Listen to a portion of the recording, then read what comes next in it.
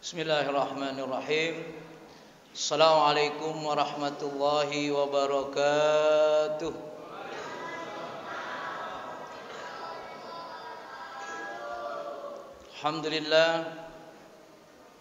Alhamdulillahil qail fi kitabihil karim. A'udzu billahi minasyaitonir rajim. Innamal mu'minuna alladzina idza dzukirallahu wajilat qulubuhum wa idza tuliyat 'alaihim ayatuhu zadatuhum imanan wa 'ala rabbihim yatawakkalun. Asyhadu an la ilaha illallah wahdahu la syarika lah wa asyhadu anna Muhammadan 'abduhu wa rasuluh. Allahumma salli wa sallim wa barik 'ala sayyidina Muhammad wa 'ala alihi wa sahbihi ajma'in. Amma ba'du. Alhamdulillah, kita bersyukur kepada Allah Subhanahu wa taala nikmat yang Allah berikan kepada kita. Kita syukuri, kita nikmati hadir di tempat yang paling mulia ini. Mudah-mudahan suasana menikmati masjid, mensyukuri nikmat menempati tempat yang terbaik ini menjadi pola hidup kita sepanjang hidup kita, bahkan sampai mati mendatangi kita. Dan mudah-mudahan suasana merasakan bahagia di tempat yang terbaik ini, kita mohon kepada Allah Subhanahu wa taala agar tempat yang terbaik ini menjadi rumah kita di samping rumah yang sudah ada pada setiap diri kita. Salawat serta salam kita sampaikan kepada Nabi kita Muhammad sallallahu alaihi wasallam, Nabi yang telah menyampaikan ajaran terbaiknya dari Allah Subhanahu wa taala. Dan Nabi sudah membuktikan ajaran tersebut.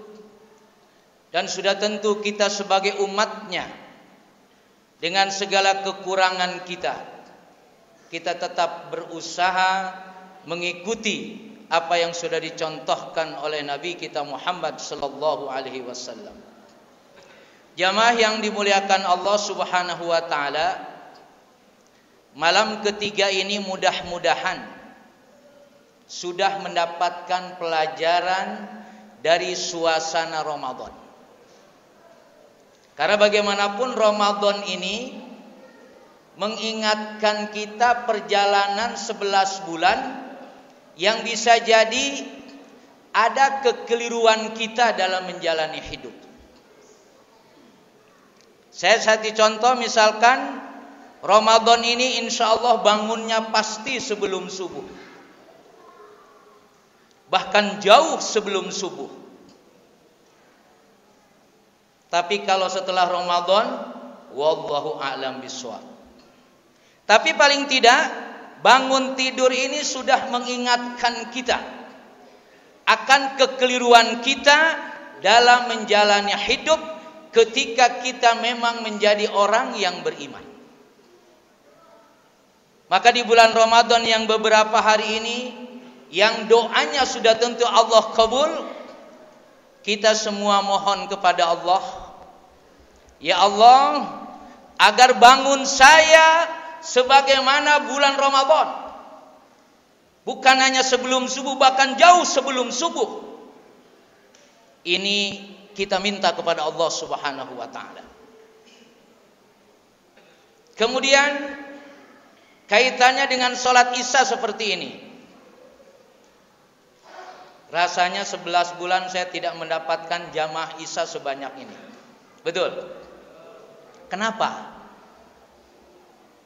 Maaf, antum yang belum merasakan Isya berjamaah itu pada perjalanan 11 bulan harus bisa menjawab pada malam ini dan selama malam Ramadan. Karena nikmat antum yang Allah berikan sama saja, bahkan lebih. Tapi kenapa tidak seindah seperti bulan Ramadan sekarang ini? Sekali lagi pastikan, bulan Ramadan dengan doa yang kita mohonkan kepada Allah Subhanahu wa taala, dan antum juga pastikan selama Ramadan ini menikmati waktu Isya dan subuh. Ya muqallibal qulub, tsabbit qalbi ala dinika wa ala ta'atika. Mohon kepada Allah yang membulak-balikan hati. Ya Allah, jadikanlah salat Isya berjamaah menjadi pola hidup saya. Menikmati nikmat yang Engkau berikan kepada saya, di mana Ramadan mengingatkan saya akan kekeliruan yang ada pada perjalanan 11 bulan. Dan sudah tentu juga demikian subuh. Insya Allah jamaahnya lebih banyak. Betul? Mari. Karena Rasulullah ini mengingatkan kita. Sebetulnya kita ini orang mukmin atau orang munafik. Ini diingatkan di bulan Ramadan, di mana Ramadan kita begitu mudah datang ke masjid di waktu Isya seperti ini. Dan subuh juga insya Allah. Rasulullah mengingatkan kepada kita, asqalus shalah 'alal munafiqina shalatul isya wa shalatul fajri. Law ya'lamuna ma fihi ma la atauhuma walau habwan. Rasul mengingatkan kepada kita, orang yang tidak sholat Isya berjamaah dan tidak sholat subuh berjamaah, itu adalah orang-orang munafik. Jadi maaf, kalau antum baru 2-3 hari ini menikmati sholat Isya berjamaah dan 11 bulan tidak menikmati sholat berjamaah, na'udzubillahi min dzalik. Kalau apa yang dikatakan Rasulullah ini terjadi pada diri kita. Karena kehidupan ini dengan segala kenikmatan yang Allah berikan kepada kita, bahkan bisa jadi semakin kenikmatan diberikan oleh Allah kepada kita banyak, semakin jabatan yang diberikan oleh Allah kepada kita banyak, bisa jadi semakin jauh kita dengan masjid. Maka mari, Ramadan yang mengingatkan kita akan kelalaian kita, akan kesembronoan kita, akan kekeliruan kita. Jadikan pelajaran terbesar kepada kita untuk menjadikan ibadah paling tidak Isya dan subuh ini adalah merupakan indikasi yang mengingatkan kepada kita. Jangan sampai kita menjadi orang yang munafik, mengaku Islam, sholat, tapi ternyata tanpa sadar kita dikatakan munafik, kata Rasulullah. Dan Allah mengingatkan kepada kita, innal munafikina fi darkil asfal minan nar. Orang-orang munafik itu nantinya di neraka yang paling bawah. Saya sampaikan ini karena Ramadan memang betul-betul memberikan kesempatan kepada kita untuk berubah, untuk menikmati hidup yang sebenarnya, yaitu semakin dekat dengan Allah Subhanahu wa taala, semakin merasakan hidup ini senang. Maka 2-3 hari ini, seberapa Bapak Ibu merasakan, apakah merasa nikmat 2-3 hari ini menjalani Ramadan, atau sudah mulai hampir menyerah? Karena sebagian masjid juga hampir mulai berkurang. Pastikan, buktikan kita ini memang beriman kepada Allah. Ahasiban nas ayutraku ayyaqulu amanna wa hum la yuftanun. Apakah manusia mengira dia dikatakan saya beriman tapi belum pernah diuji? Iman kita diuji di bulan Ramadan ini. Siang hari lapar dan haus, malam hari diperintahkan untuk tarawih dan sekaligus membaca Quran. Kemudian dianjurkan bersedekah lebih daripada sehari-sehari yang sudah kita lakukan. Dan dianjurkan untuk beriktikaf. Dan akhir dari perjalanan Ramadan adalah kita membayar zakat fitrah. Itulah ujian kita orang yang beriman. Maka mari kita siapkan. Jangan sampai bulan yang terbaik ini yang sudah kita lakukan berulang-ulang sesuai dengan umur yang sudah kita lewati, tapi kita justru hanya merasakan lapar dan haus saja. Kam min shaimin laisa lahu min siyami ilal ju' wal atas. Inilah yang dikhawatirkan Rasulullah. Betapa banyak orang yang melaksanakan puasa di bulan Ramadan hanya menikmati lapar dan haus saja. Kita nikmati tarawih. Kita nikmati sujud di hadapan Allah. Kita nikmati membaca Quran. Kita nikmati bersedekah. Itulah kenikmatan-kenikmatan yang harus kita lakukan. Sekaligus Allah menguji kita. Apakah betul kita ini orang mukmin, bukan orang munafik? Apakah betul kita ini hamba-hamba yang pandai bersyukur, bukan orang-orang yang ingkar, yang kufur terhadap nikmat yang sudah Allah berikan kepada kita?